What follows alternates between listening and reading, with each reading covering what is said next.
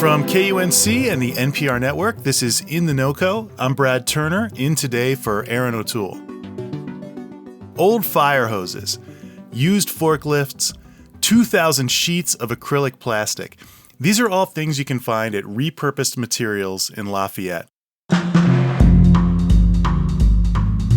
company acquires discarded industrial materials and products and resells them instead of sending them to a landfill. Think insulation, wood barrels, steel cables. Damon Carson founded the business in 2011 after running 2 trash companies. The repurposed materials location in Lafayette is now one of 6 locations across the country where he stores his unusual inventory and then ships it off once he finds the right buyer. Damon talked with me about how he built the company, which he says diverts 15 million pounds of waste from landfills each year. Damon, you used to run a couple of trash companies. What would you see being dumped into a landfill that made you think about reusing materials instead? So our trash business in the ski resorts of Vail and Breckenridge was primarily construction trash. It would be brand new, still in the wrapper windows. Maybe they were the wrong color, they were the wrong size. So at the end of the project, there might be 1 or 2 windows left over. It was leftover boxes of tile. Typically on a construction project, they would overorder just to have a little extra. And then when that wasn't used, it would get thrown away. 2x4s, perfectly straight. That's the waste streams we would see every day as we pulled into the landfill, tipped our dumpster back, and the stuff would slide out, and lots of good materials. Sounds like a lot of missed opportunities being dropped into the landfill you were seeing. Yeah, all kinds of stuff that was perfectly good, sometimes brand new, lightly used, and it was frustrating knowing that that was just going to get covered up with dirt at the end of the day. You've talked about how you had a pivotal conversation that led you to resell some discarded billboard signs early on. Tell us about that conversation. So after we sold the trash business to Waste Management, I owned an unrelated business, and we had a airbrush painter who also worked in the advertising industry. And one day he said, Damon, if you ever get a chance to buy an old advertising billboard vinyl, the billboard vinyls are what we see Budweiser, Chevrolet, Coca-Cola advertised on the highways and the byways. He said, if you ever get one of those used, they make a great drop cloth for painting. I picked up the phone. I called a couple of outdoor advertising companies here in the Denver area.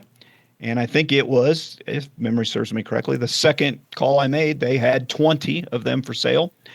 So I drove my pickup to South Denver, made a deal for these 20 billboards. And that was the genesis, the start of this company. Wow. We're all familiar with the reduce, reuse, recycle mantra. Why is reuse a preferable way to keep stuff out of the landfill? Because you're not chip, shred, grinding, and melting them, which is recycling. And so it's much less energy. So if a cast off or a discard still has utility, why grind it up? Why melt it? Right. Just keep it as is. And with repurposing, we change the function of what it does in life number 2. It sounds like there's a lot of creative thinking in figuring out how to reuse something and how to put it to use somewhere else. Do you feel like you have a creative job?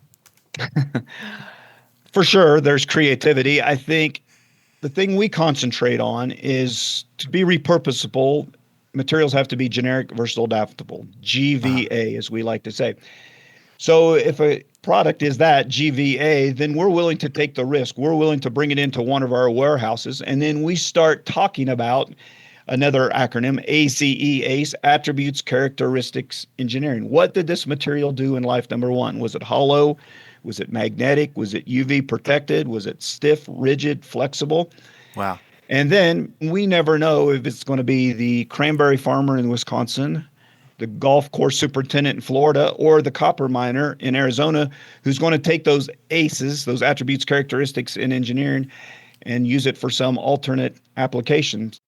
You spoke to the Denver Post recently about how you've sold items to Ted Turner, the media mogul, to help his bison herd. What did you sell to him, and how is he using it? So one of the things that's an absolute great example of repurposing is old street sweeper brushes that we're all familiar with.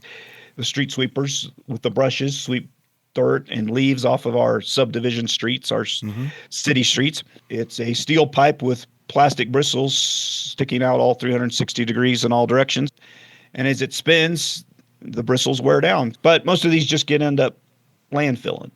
So Ted Turner's organization, he's one of the largest landowners and the largest bison buffalo owner. Yeah. And his ranches will buy these used street sweeper brushes and mount them out in the pastures. So livestock, if you have been around them, they'll look for any tree, any fence post to scratch their itch. And it's obviously harmful when they start wearing on a fence post day after day after day. Pretty soon the fence post breaks, falls over, and then they have a real problem because the fence is down and the buffalo could get out.